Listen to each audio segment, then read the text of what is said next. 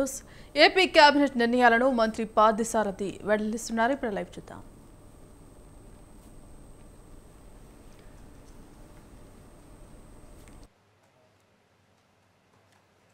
అదేవిధంగా ANSR global corporation private లిమిటెడ్కి 7.79 ఎకరాల భూమిని మరి ఈ ఇన్ఫ్రాస్ట్రక్చర్ డెవలప్మెంట్ కోసం అంటే ఏంటంటే విశాఖపట్నాన్ని రాబోయే సంవత్సరాల్లో ఈ ప్రభుత్వం చంద్రబాబు నాయుడు గారి నాయకత్వంలో సాఫ్ట్వేర్కి కానివ్వండి, లేకపోతే ఈ డేటా సెంటర్స్కి కానివ్వండి, ఐటీ సెక్టర్ని అక్కడ బ్రహ్మాండంగా డెవలప్ చేయాలి.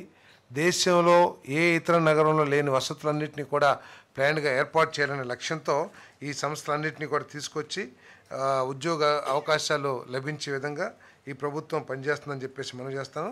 ఈ ANSR global corporation private limited వారు 1000 కోట్లు పెట్టుబడి పెట్టడం జరుగుతుంది. తద్వారా 10,000 ఉద్యోగాలకి అవకాశాలు కూడా లభిస్తాయని చెప్పేసి ఈ సందర్భంగా నేను తెలియజేస్తాను. అదేవిధంగా BVM energy and residency private limited వీరు కూడా 30 ఎకరాల భూమిని ఏపీఐసి ద్వారా ఎకరానికి 1,50,00,000 చొప్పున కేటాయించడం ద్వారా మరి ఈ సాఫ్ట్వేర్ ఇన్ఫ్రాస్ట్రక్చర్ని డెవలప్ చేయడానికి కేబినెట్ ఆమోదం తెలిపింది. ఈ సంస్థ 1,250 కోట్ల రూపాయల పెట్టుబడులు, తద్వారా 15,000 ఉద్యోగ అవకాశాలు లభిస్తాయని చెప్పేసి కూడా ఈ సందర్భంగా నేను తెలియజేస్తాను. అదేవిధంగా జీఓఎంఎస్ నెంబర్ 10 ఎంఏయుడి డిపార్ట్మెంట్ 18/1/2020 ద్వారా జారీ చేసిన ఆంధ్రప్రదేశ్ అనధికృత లేఅవుట్లు మరియు ప్లాట్ల నియంత్రణ నిబంధనలు 2020లోని సవరణలు చేసినందుకు పురపాలక మరియు పట్టణాభివృద్ధి శాఖ చేసిన ప్రతిపాదనకు రాష్ట్ర మంత్రిమండలి ఆమోదం తెలిపింది. మనందరికీ తెలిసిందే, ఏ పట్టణం తీసుకున్నా కూడా లేతే అర్బన్ ఏరియాలో చాలా చోట్ల చాలామంది లేఅవుట్లు వేసేయటం, దానికి పర్మిషన్స్ ఉన్నాయా లేదా అని చెప్పేసి చూడకుండా చాలామంది ఏదో వారికి తగ్గట్టు వారు కొనుక్కోవటం జరుగుతున్న విషయం అందరికీ తెలిసిందే. కొనుక్కున్న తర్వాత దాంట్లో ఉన్న అనేక లోపాల మూలంగా వాళ్ళు ఇల్లు నిర్మాణం చేయడానికి కానివ్వండి, లేదా రకరకాల సమస్యల్ని వాళ్ళు ఎదుర్కొంటున్న విషయం అందరికీ తెలిసిందే. మరి దానికోసం ఈ ల్యాండ్ ఎల్ఆర్ఎస్ ఏదైతే ఉందో మరి ఆ ప్రతిపాదనని ఈరోజు మన కేబినెట్ ఆమోదించిందని చెప్పేసి కూడా ఈ సందర్భంగా నేను తెలియజేస్తాను. Visakhapatnam metropolitan region development authority metropolis కమిషనర్కు అనకాపల్లి జిల్లా చెర్లోపల్లి కందం గ్రామంలో 2007 సంవత్సరంలో ప్రారంభించిన ల్యాండ్ పూలింగ్ ప్రక్రియని 58.18 ఎకరాలను కొనసాగించడానికి అనుమతి ఇచ్చే ప్రతిపాదన. అంటే 2007లోనే అప్పుడు ఉన్న నిబంధనల ప్రకారం కానివ్వండి, లేదా ల్యాండ్ పూలింగ్ పాలసీ ప్రకారం కానివ్వండి 58 ఎకరాలు ఆ గ్రామంలో తీసుకుంటం జరిగింది, అగ్రిమెంట్ కూడా చేయటం జరిగిందని చెప్పేసి నేను మనవి చేస్తాను. కానీ ఇప్పుడు వరకు ఇంప్లిమెంట్ కాకపోవటం మూలంగా దాన్ని అదే ల్యాండ్ పూలింగ్ ఏదైతే అగ్రిమెంట్ చేసుకున్నారో ఆ అగ్రిమెంట్ని కొనసాగించడానికి ఈరోజు ఏదైతే ప్రతిపాదన వచ్చిందో దాన్ని కేబినెట్ ఆమోదించిందని చెప్పేసి నేను మనవి చేస్తాను. అదేవిధంగా Visakhapatnam metropolitan region development authority metropolitan కమిషనర్కి విశాఖపట్నం, విజయనగరం, అనకాపల్లి జిల్లాల్లో దాదాపు 1941.19 ఎకరాలని భూసేకరణ చేయడానికి చేసిన ప్రతిపాదన ఆమోదించడం జరిగిందని చెప్పేసి మనం చేస్తాను. ఇప్పుడు మీరందరూ కూడా ఇప్పుడే చెప్పాము, ప్రతి క్యాబినెట్లో కూడా విశాఖపట్నంలో కొన్ని లక్షల కోట్ల పెట్టుబడులు వస్తున్న విషయం మనం కూడా చూస్తూ ఉన్నాం.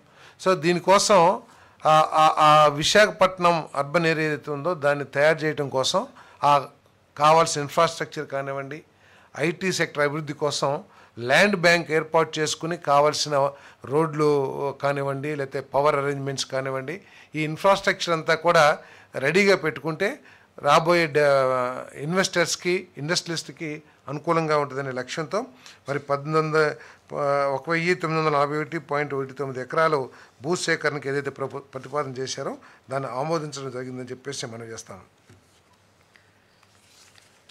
అదేవిధంగా 2014-2019లో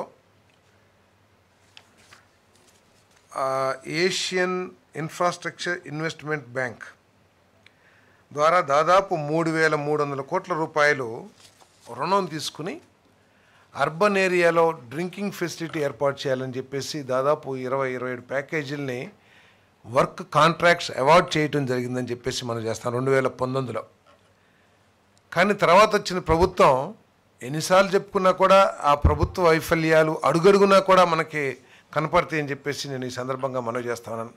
ఎందుకంటే 3,300 కోట్లు నిధులు సేకరించి, రుణాన్ని సేకరించి లక్షలాది కుటుంబాలకి, అర్బన్ ఏరియాలో నివసిస్తున్న లక్షలాది కుటుంబాలకి ఎలివేటెడ్ రిజర్వాయర్స్ ద్వారా, వాటర్ ట్రీట్మెంట్ ప్లాంట్స్ ద్వారా పరిశుభ్రమైన వాటర్ని, త్రాగునీటిని సప్లై చేయడానికి ఉద్దేశించిన ఈ ప్రాజెక్ట్ని పూర్తిగా నిర్వీర్యం చేసేసి దాన్ని ముందుకు తీసుకెళ్ళకోకుండా వదిలేసిన పరిస్థితుల్లో ఈరోజు వాటిని క్యాన్సిల్ చేయడానికి ఏదైతే ప్రతిపాదన చేశారో మరి ఆ ప్రతిపాదనని ఆమోదించడం జరిగిందని చెప్పేసి మనం చేస్తాను. ఈ వర్క్స్ అన్నింటినీ కూడా సమీక్షించడానికి అధికారుల కమిటీ ఒకటి వేసి ఆ కాంట్రాక్టర్స్తో చర్చించి, ఎందుకంటే దాదాపు 6-7 సంవత్సరాల క్రితం టేకప్ చేసిన కాంట్రాక్ట్లు అవి కేవలం 12% ఫిజికల్గా ప్రోగ్రెస్ అయినాయి అంతే.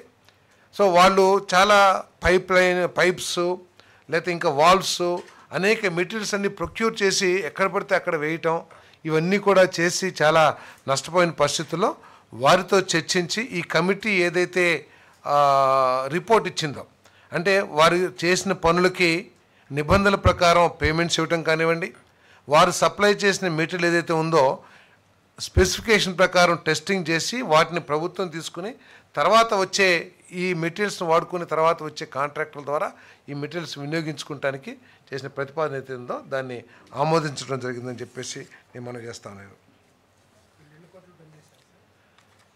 వీళ్ళు చాలా తక్కువేనండి, అంటే 12% అంటే 300-400 కోట్లు చేశారు అంతే. 3,300, 12% 3,500, 3,900, 400 కోట్లు.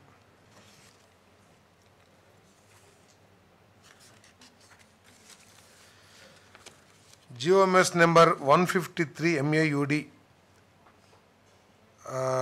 డేటెడ్ 19/4/2017 జారీ చేసిన నెగోషియేటెడ్ సెటిల్మెంట్ పాలసీలోని సవరణను ఆమోదించే ప్రతిపాదనకు రాష్ట్ర మంత్రిమండలి ఆమోదం తెలిపింది. 24 గ్రామాల్లో అప్పుడు ఈ CRDA ప్రాంతంలో ల్యాండ్ పూలింగ్ని ఎగ్జామ్ చేశారు. 24 గ్రామాల్లో, అంటే అక్కడ అవసరం లేకపోవటం మూలంగా కానివ్వండి, ఏదైనా కానివ్వండి, 24 గ్రామాల్లో ల్యాండ్ పూలింగ్ చేయబడలేదు. కానీ ఈ ఇన్ఫ్రాస్ట్రక్చర్, ఇది ట్రంక్ రోడ్స్ ఇవన్నీ ఏదైతే ఉన్నాయో